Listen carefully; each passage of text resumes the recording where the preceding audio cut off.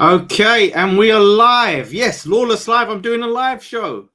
Imagine that. Imagine going live on Lawless Live, reacting to the official announcement that is Graham Potter and his arrival at West Ham. Honestly, I'm just relieved it is finally done. So many feelings, but ultimately, I'm just happy it's done. I'm happy he's in. And how do I feel? Am I happy we got Graham Potter? I would say the word I would sum up to sum up my feelings is cautiously optimistic. Cautiously optimistic is always going to be the thing. I think he is a good coach. I think he's a very good coach, and it brings in a level of excitement. And I'm going to temper my excitement slightly because obviously he's working under David Sullivan.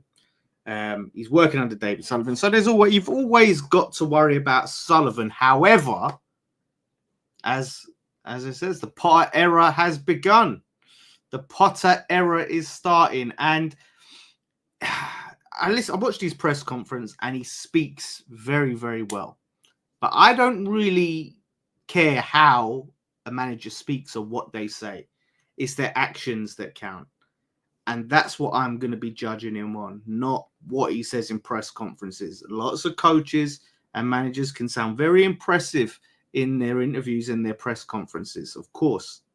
But how is he going to set us up? How is he going to get us playing? And how soon can he make it happen? Because the games come thick and fast. Tomorrow night, Aston Villa. That's a very tight turnaround. He took training today for the first time. Already getting him ready for tomorrow. And you're right. Yeah, you can. He's clear to understand him. I think that's a good point. If we clearly understand what he's saying in his press conference, he gets his ideas across to the fans, to the journalists, things like that. So it stands to reason that he can get his ideas across more to the players. Obviously, there's players of all different sort of languages, but I think universally, most people will speak English in the team, but it's about how he communicates his ideas, because it just seemed to be that the players under Lopetegui didn't really understand what he was trying to do. They couldn't really get his ideas, and it just looked evident on the pitch. So, yeah, he will be able to do that. He seems to clearly know what he wants. We should see better football with some more defensive structure. And how we set up is going to be so exciting. Really is going to be exciting. And I see a video. Moyes to Everton. Yes, this is the other thing. Dyche has been sacked. We dodged a bullet. Thank God we did it when we did it. Because if we would have waited like a couple days more, it could have been Everton getting Potter and West Ham getting Dyche. You can just imagine it. You can see it. Sullivan, oh my God, how he would love to sign a Sean Dyche. He would be all over that. So very, very good that we got in Potter when we did. I think, yeah, that was my reaction when they sacked Dyche. I tell you what, if you've seen the meme, it's brilliant. It's brilliant. I love that Dyche meme. But yeah, best of luck to Dyche. I think he's done a good job there. They're talking about getting Mourinho. I'm glad we didn't go and get Mourinho. I love Mourinho. Not for me.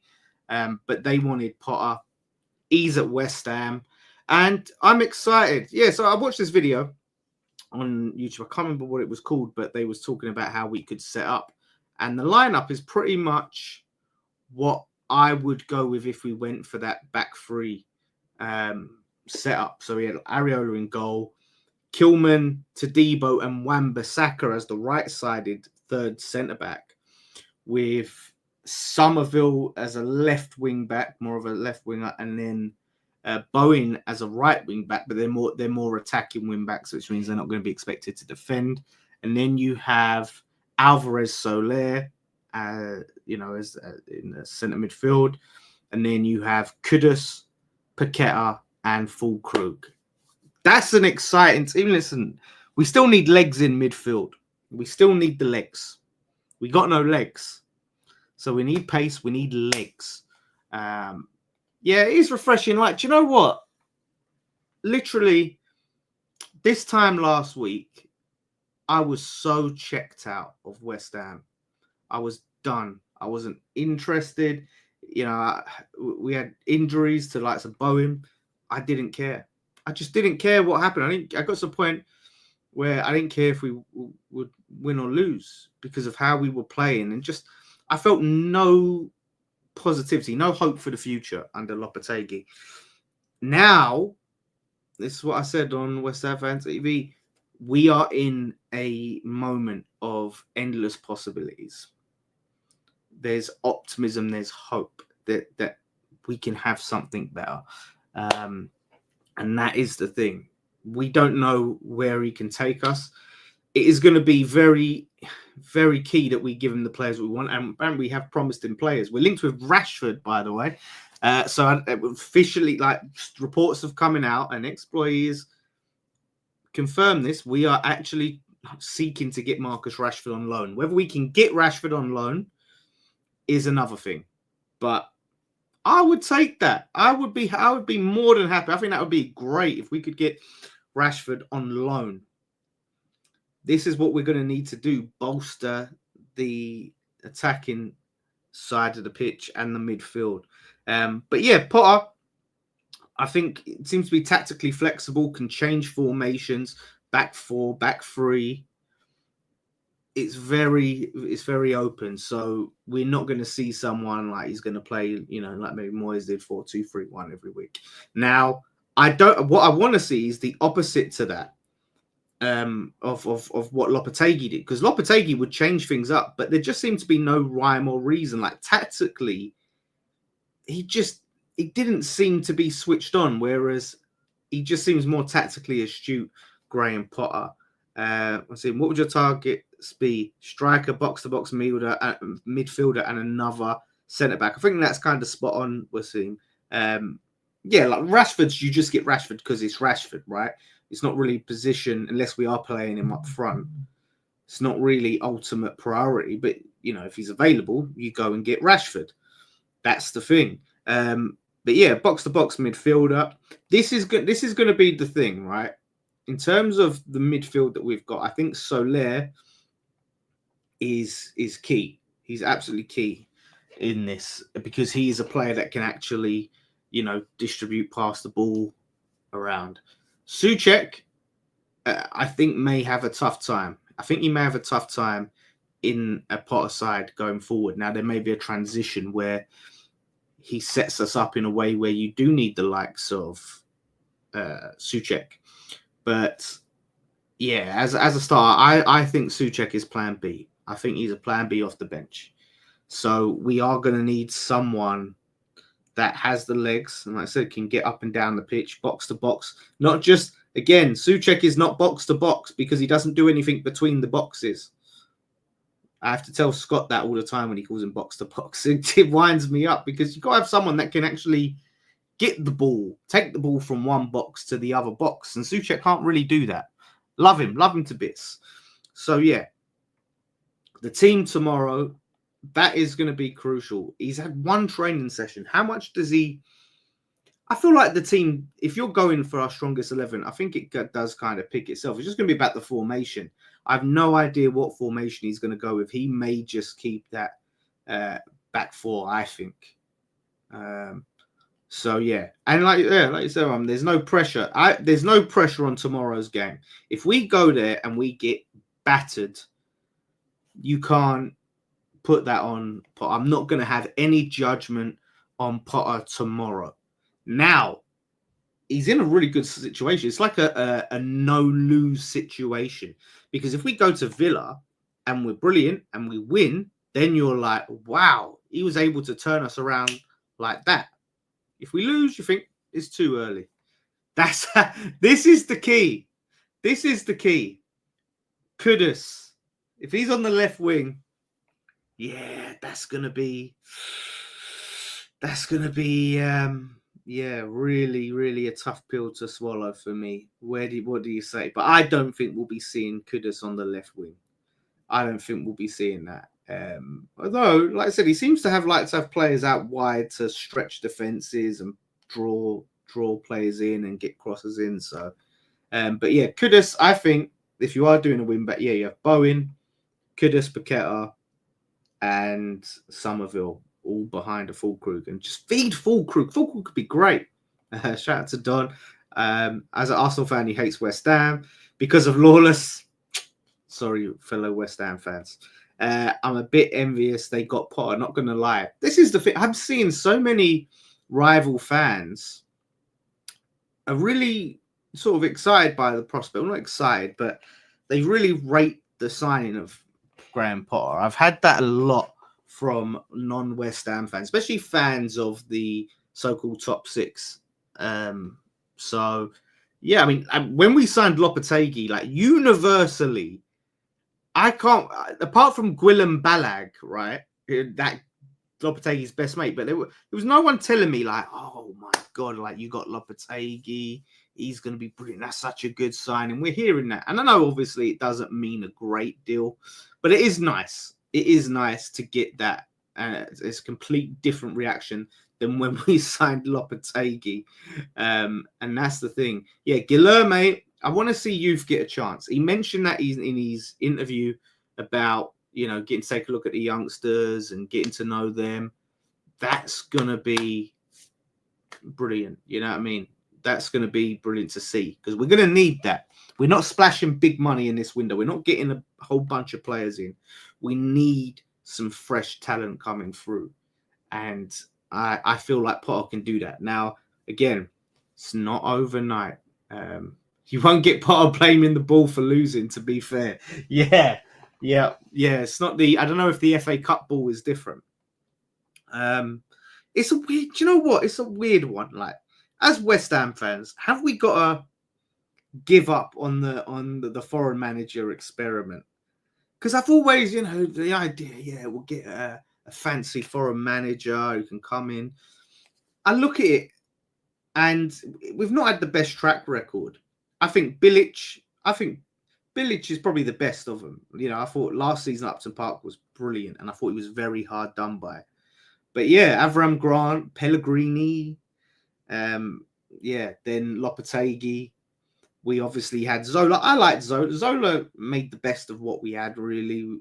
So, yeah, maybe one day. I wanted to see us go get a German manager, but I'm happy with Potter. Let's see what he does. And the thing is, there's a lot of criticism on his Brighton team not scoring enough goals. He had Neil Maupay up front. I'm sorry, but Nicholas Fulkrug is a much better striker than Maupay. Much better. So if he can create the chances and XG that Brighton team had with us, and we have a quality striker up front, then, that's all that matters. Foreign manager's fine, just needs to be fluent in English for the fan connection. I get it. Fan connection, it is important.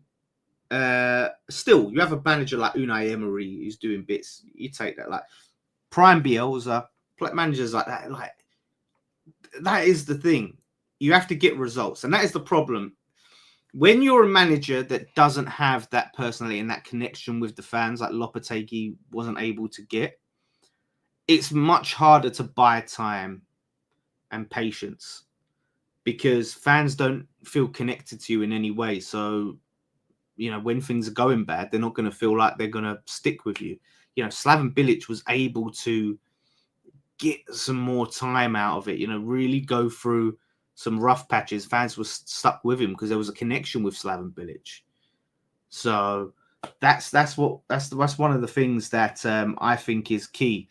And the same with like Moyes. Moyes was different. Moyes, I think, had less patience because of the style of football. So if you've got a manager like coach like Potter that can connect with the fans, can play a better brand of football, when we do go through them difficult periods, it's easier to stick with it, I think. And that is true. But that's the only thing. The English managers don't win. He has to prove he's the exception. At least with Potter, he went and managed Östersunds, done an amazing job at Östersunds. I think the Swedish league took him from the 4th division all the way up through the ranks. Got him Champions League football. Can't remember if he won the league with him, but yeah, he took him to the Champions League. He got a win over Arsenal. The Arsenal fans in the chat. Graham Potter got the, with Ostersons. I remember that season. Yeah. So, but yeah, Moyes to Everton don't make sense to me because they was all complaining about the brand of football. Now it would be a much more seamless transition for sure. It depends like how long they want Moyes in for.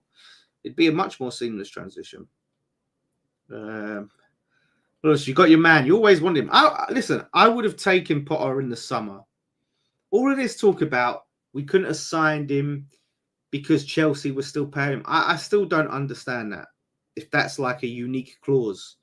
Because I've never heard it where you pay a manager his contract. Like we've paid Lopetegui 3.3 million and they take another job. You just stop paying them that. Yeah, I don't know that. I always figured like, well, there's your money, see you later. So I haven't heard of that before, but it's like we didn't even approach it. Alvarez to Monaco. Yeah, non-starter. So there's talks about Alvarez going on loan to Monaco. Not going to. I don't think Potter is going to want to let Alvarez go. And we would be stupid to loan him out. Like if they gave us like 20 odd mil or something, that's another thing. Or a loan with an obligation, which I think should come at a higher price. So unless we're guaranteed decent money, what sense does it make to weaken our side? He's the only like proper defensive midfielder we've got, apart from Rodriguez, who's not flattered. I mean, listen, everyone gets a clean slate under Graham Potter. Everyone gets a clean slate. We get to have a look at everyone again. Rodriguez should get a second chance unless we've got someone coming in for him. Maybe we could see better from Rodriguez. But it makes no sense to get rid of what's his face, Alvarez, like to loan him. I don't get it. So XG doesn't mean anything unless you score the goals to win the game. It's no good having XG of 3.2. You need to score goals when your game's not XG. You're right, Richard, but at the same time, it's a stat that can be an indicator. It's not to say, oh, well, let's celebrate because we got the highest XG, even though we lost. You've got to find a way to convert that XG into goals. But it is an indicator of, well, the team's creating a lot of chances. So, you know, the problem is the actual conversion charges. Now, Graham Potter's very statistic-based analytics. So we're going to see much more data-driven approach, I think, to the football, which is, I think, going to be a refreshing approach. Obviously, that's the Brighton model. He just needs to get more of his people in. He's brought some coaches in from his time at Chelsea. So he just needs to get the data set up and all of them things that he needs. And fair play to Big Sam, because he was one of the early people on that, by the way. I don't think he gets enough credit for being one of the early sort of data analysis managers. Yeah, so Jose, I would be shocked, because the thing is as well about Jose to Everton, he was the Roma manager under the same owners and they sacked him. So I'd be shocked if they went and hired him again. But yeah, so yeah, I think this is about right. Again, it depends on the setup, because if he has two attacking midfielders, you have Kudus, Paqueta, Bowen, Somerville, Füllkrug. Feed Füllkrug and get another bloody striker in. Fonseca to Everton. That's the shout, Steve. Fonseca to Everton. We were linked with Fonseca. I don't think we fancied him. I don't know what his English is like, but I think that might have been a factor. We didn't fancy Fonseca. I'm happy with Graham Potter. I'm happy with him. I'm not going to lie. I had my reservations. And you still wonder, because you look at Brighton, they are just such a better run club than West Ham. They're a much better run club than West Ham. I can't sit and fully judge Graham Potter on his time at Chelsea. Of course, he's got to take some responsibility. You can't just be blameless. But that was always an uphill battle taking over that Chelsea job. An absolutely just massive mess of a club, signing player after player after player after player, all youngsters. And he had like 6 months in charge, you know. So it was always going to be a tricky situation. Then Pochettino, everyone rated Pochettino, right? He was one of the highly rated managers in football. We would have loved to get him at one point.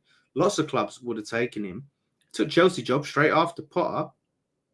Obviously, there was, well, I think Lampard came back, didn't he? But he took the job after Potter and struggled. So, you know, I can't sit there and go, oh, well, Potter's crap because look at Chelsea. Chelsea were a mess, and I think he joined at the wrong time. Hornstein just said Moyes is Everton's top target. I mean, like I said, that's a good appointment in terms of managers, but for them. But again, they're not going to get the football they want. I think they would have loved to get Graham Potter. They would have absolutely have loved to get Graham Potter.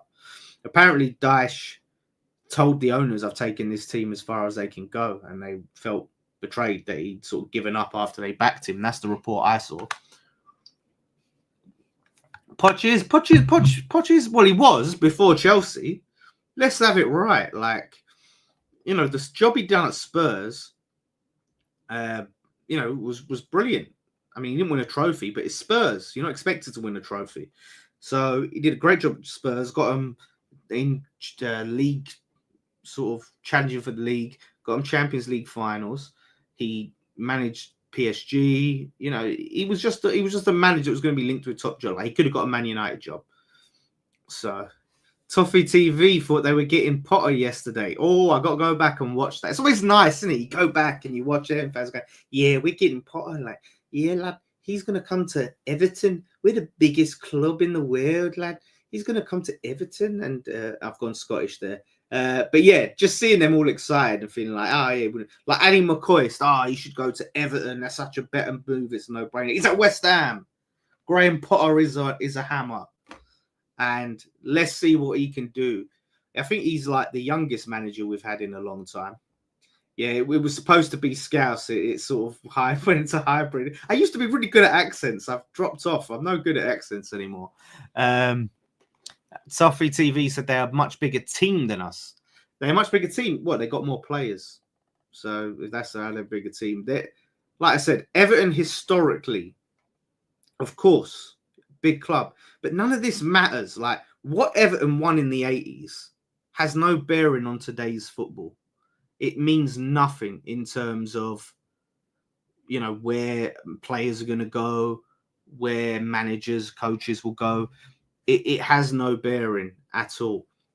Do you still go to 10th Planet? Looks nice. Yes, I'm going back. I've just had my Christmas break and my New Year's break, so I'll be going back and getting bang on it. So great place. It is lovely. Would have liked Potter, Everton fan, Richo. Yeah, like it's just the thing, like for them to say, oh yeah, we're entitled to get Potter because we're a much bigger team. This is 2025. Everton have been involved in relegation battle after relegation battle. I'm not knocking them, but after relegation battle. So the perception of each team, it's not that different. You know, we've been in Europe. We've won a European trophy. So in recent history, we've been better than them. So all this talk about, well, Potter, we're bigger. What does that even mean? And yeah, like I said, go back to the 80s. And we're getting further and further away from the 80s. So I don't see the relevance. We're bigger because we won more trophies. I don't think what relevance that has to who's getting Graham Potter. You know, and that's the thing. I think Everton are a little bit more liked by the media. That's for sure. They're not fond of us. I see some clown on Sky Sports say, oh, Moyes won them their first ever European trophy, which isn't true. And then going to say, well, be careful what you wish for. Shut up. Be careful what you wish for. And what I hope now is Lopetegui was like the sacrificial lamb, right? I always said he would be a transitional manager. I didn't think the transition would be that quick. But now Lopetegui's gone. We've moved to everyone can be unified. The Moyes fans, the Moyes out. we can all come together and be behind Potter, because the guy that replaced Moyes is gone. So that's it. No more Moyes this, Moyes that. We can remember him fondly. We can remember the good times, but no more, comparisons. No more crying about Moyes. You hounded Moyes out. You didn't want Moyes. None of that. This is the Graham Potter era. Move forward. Where do I think West Ham will finish this season? That is such a good question, Ben. I mean, 10th, I think, is our ceiling. Someone said we could push for Europe. I don't know. Like, Bowen, again, I'm not basing this off anything other than I'm seeing what the players that we have, which I think are better than where we are. But Bowen being injured, the fixtures we've got coming up. Yeah. I mean, off 10th, we're 5 points off of 10th, Brighton in 10th. We are 7 points off of 9th. Yeah, Europe is going to be hard, which is, say, 7th, right? So to get 7th, we are 10 points off 7th. That's a big gap to make up. I think that's a step too far. I think if we can get top 10, then that is a great achievement from Potter. But to be honest, if I had to hazard a guess of where we'll finish, I'd say between 12th and 11th. I think a lot of damage has been done already this season. And it's going to really take some time. Like I said, I'm not expecting a quick fix. I think we should see a bounce. We should see an improvement in performances. But how much of a bounce, I'm not sure.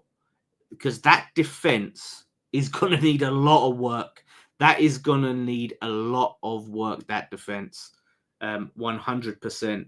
Because we've been, ever since last season with Moyes, by the way, we've been leaking goals for fun. For absolute fun. So we have to tighten that up first and foremost. We can't be leaking goals at that rate. And I think that's what he's going to prioritize, Potter. He's going to try and stop us leaking goals at that rate. Yes, I'm finally live. Yeah, Lawless Live is live. What? Go figure. What a rarity.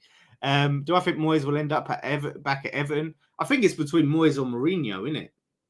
It's between Moyes or Mourinho, which are both defensive managers. They complained about Dyche's style of football, and then they've gone and they're looking at defensive managers.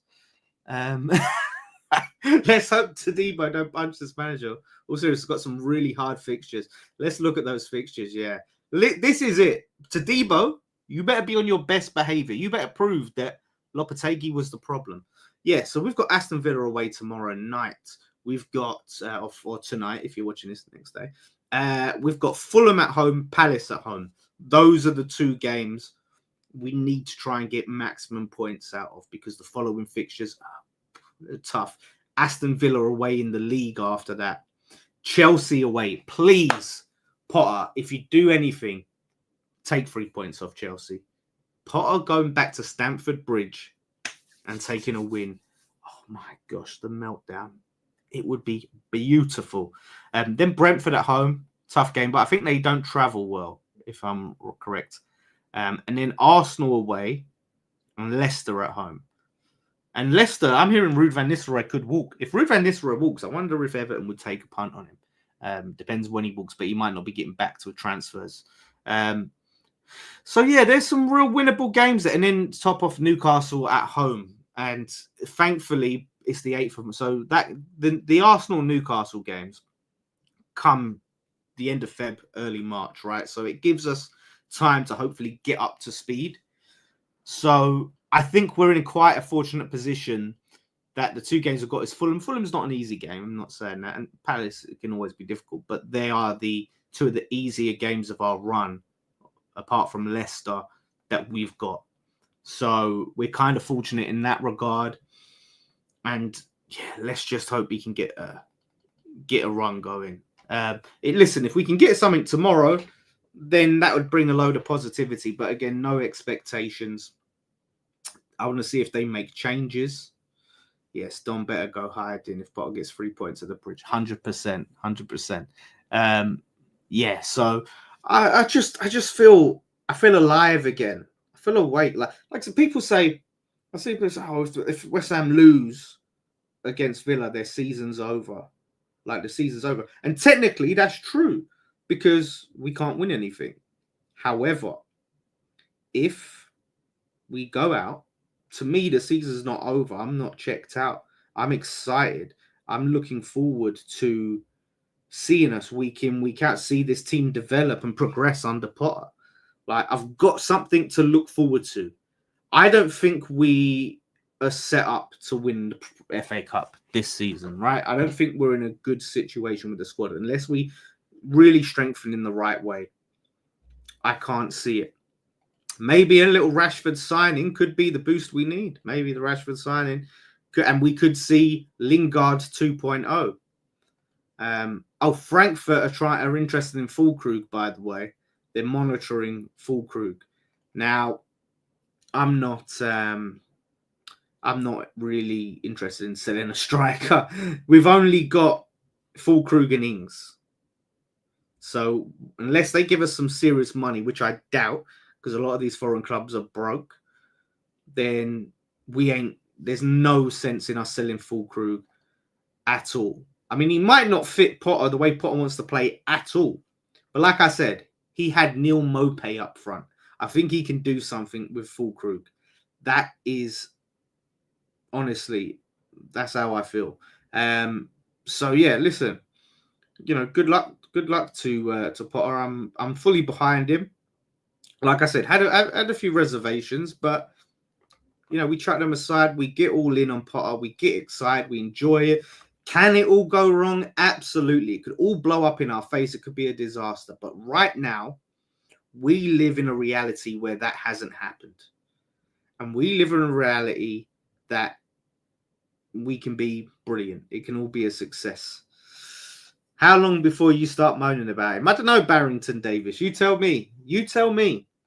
But this is what it comes down to. For me this season, I want to see us progress to better football. Okay, I understand that it might take a little bit of time and there might be some teething problems, but I want to see us progress to playing some better football because it was a tough watch under Potter.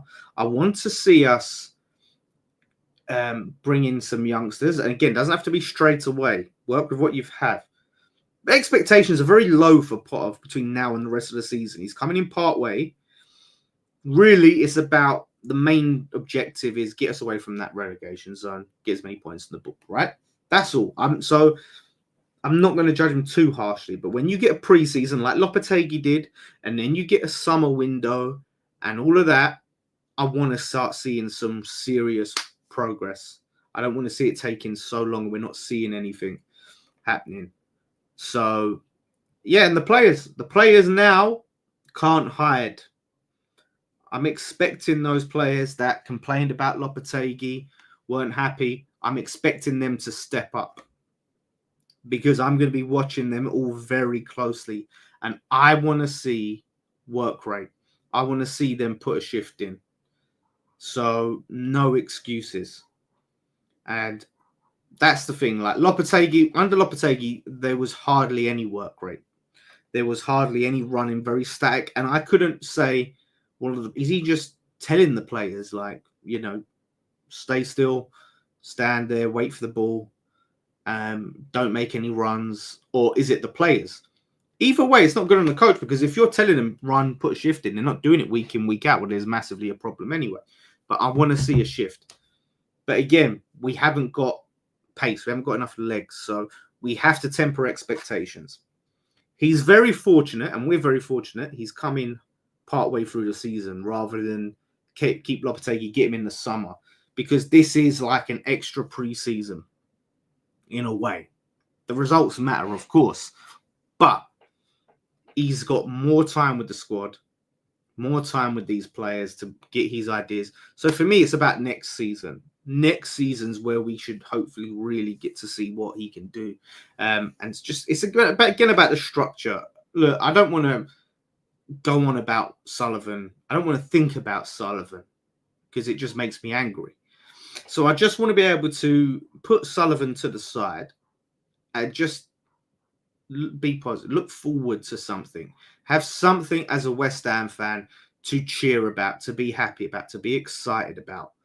And like I said, disappointment I didn't feel this way after when we signed Lopetegui. Yes, I backed him.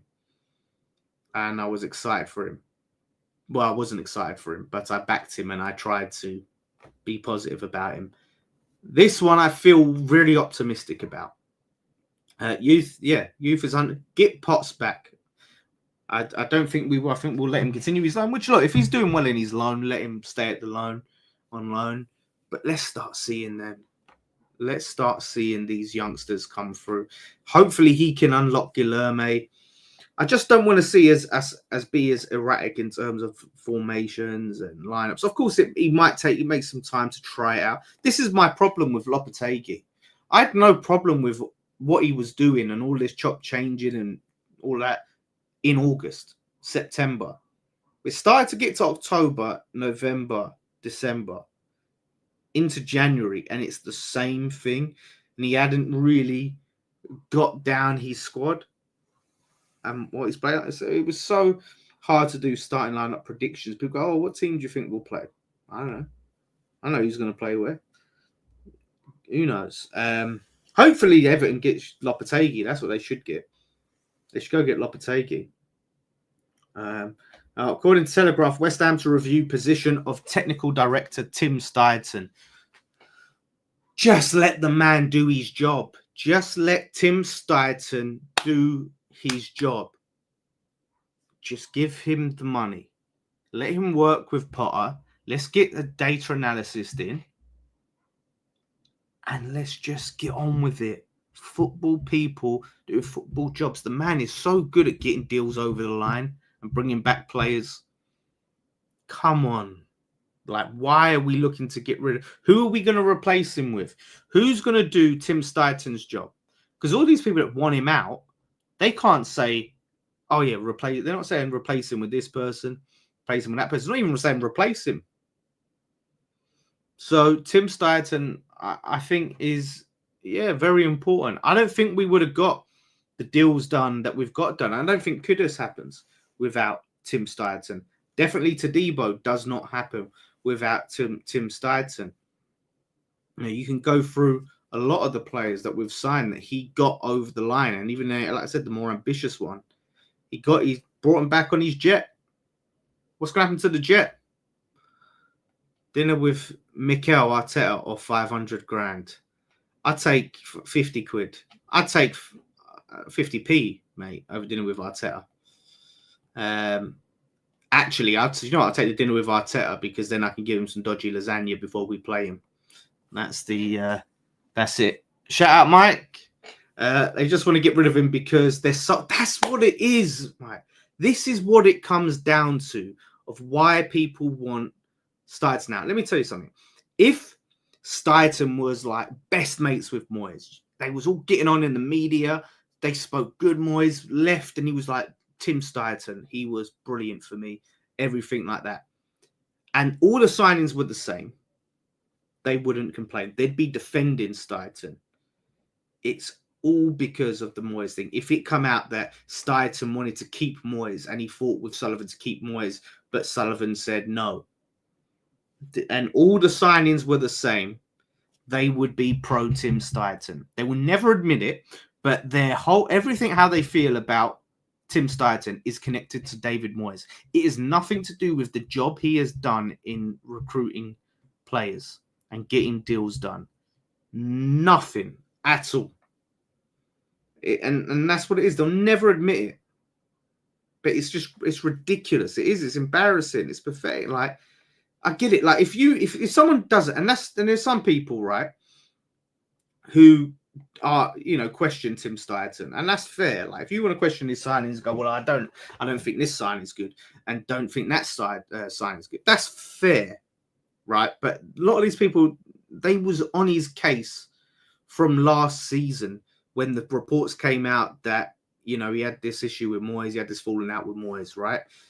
That's what it is. That's exactly what it come down to. And as Freedom Sad says, let's judge Tim Steidten for a proper manager who knows the Premier League. Potterball 2025. Yeah, he's got a lot more time in the Premier League than Lopetegui did in his short stint at Wolves. And like I said, like, if you're identifying that this coach, Lopetegui, is not good enough. He needs to go. He's the problem. And we sack him. How can you then sit there and criticize and say, well, Steidten's not done a good enough job at the signings? Like, how can we judge these signings when we've had a coach doing a terrible job for the past 6 months? You can't judge the signings because we've identified the coach is the problem. He's not good enough. That's why we sacked him. So you can't judge the signings. I mean, you could judge them to a great go, well, yeah, okay, Wan-Bissaka's been great. Well, Rodriguez has not been quite good enough. But you can't say, oh, the recruitment's terrible because we haven't had a good coach.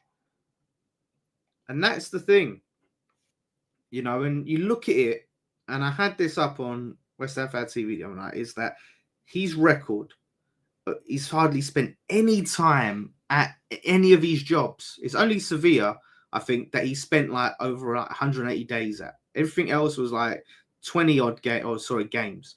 Everything else was like 22 games, 28 games, 70 games, like hardly any time. Shout out Joe. And how can you get a manager in to build a new project? It just never made sense. It never made sense. And a report came out. I see this actually on Steidten. And again, Steidten haters didn't want to believe it. But Steidten, Lopetegui wanted to sign Rodriguez. Steidten was against it. That's a report coming out. And I take everything with a grain of salt. But this is the issue. I do think a coach should have some sort of input. But at the end of the day, the sporting director needs to be, when it comes to recruitment, the head. Because he's going to be that constant. And one thing I'll say about, Lopetegui, is I do think the big positive of that short stint that he had before Potter and not getting Potter in the summer is he is that sort of bridge between Moyes ball and Potter ball. He is that transition. So we didn't go from Moyes to Potter. That might have been a little bit more difficult, and the season hasn't been great, but at least they've gone from kind of playing a little bit, still pragmatically, but trying to be used to having the ball a bit more, trying to get used to, you know, playing triangles and things like that. So hopefully now the transition from Lopetegui to Potter will be a bit easier, you know, and that's the thing. And that's key. So shout out to Steve. WHBL, agree, Dan. This is all about next season. Steady the ship for the rest of the season, then hopefully push on to next season. Yeah, that's it. Listen, West Ham, we could lose 5-0 tomorrow, whatever. Like, look, you don't want to see it, but I just feel more excited about the season now, regardless of what happens tomorrow. So it could all go wrong. I'm not living in a world where it's going to go wrong right now. That doesn't exist. There's no point thinking about it. There's no point stressing about it because it's not happened yet. So instead, let's live in a world of optimism and just look forward to going and watching West Ham or watching West Ham online. So yeah, listen, Scott and Nikki are going to be doing a live preview on West Ham Fan TV at 8 p.m. So you can go and watch that. I've set that up for them. And they'll be talking about the impact, how quick Potter can have an impact. And I will be doing a watch-along on here and West Ham Fan TV tomorrow for the Villa game. Come join me for the watch-along. That is going to be a very exciting one and I'm so looking forward to it. I haven't looked forward to a watch-along like this in ages. I'm so looking forward to watching West Ham and just seeing what could be, how he's going to set up. You know, what's the formation? What's the lineup? How we going to play? How the players going to respond? Exciting. So, yeah, Trossard, that's one thing I quickly had. Yeah, Trossard isn't refusing to sign a new deal. I don't know if I take Trossard at this point, but he has got experience with Potter. So, yeah, let's see. Yes, I'll be trying to do more on it. It's tough balancing this channel and West Ham Fan TV. So, you know, I've been doing West Ham to prioritize it, but yes, I'll try and do more. And thank you for joining me. I didn't think so many of you would come over. So thank you all for watching. I was about to say one thing left to say. That's the other channel. And I'll see you soon for the watch along tomorrow. Nice one.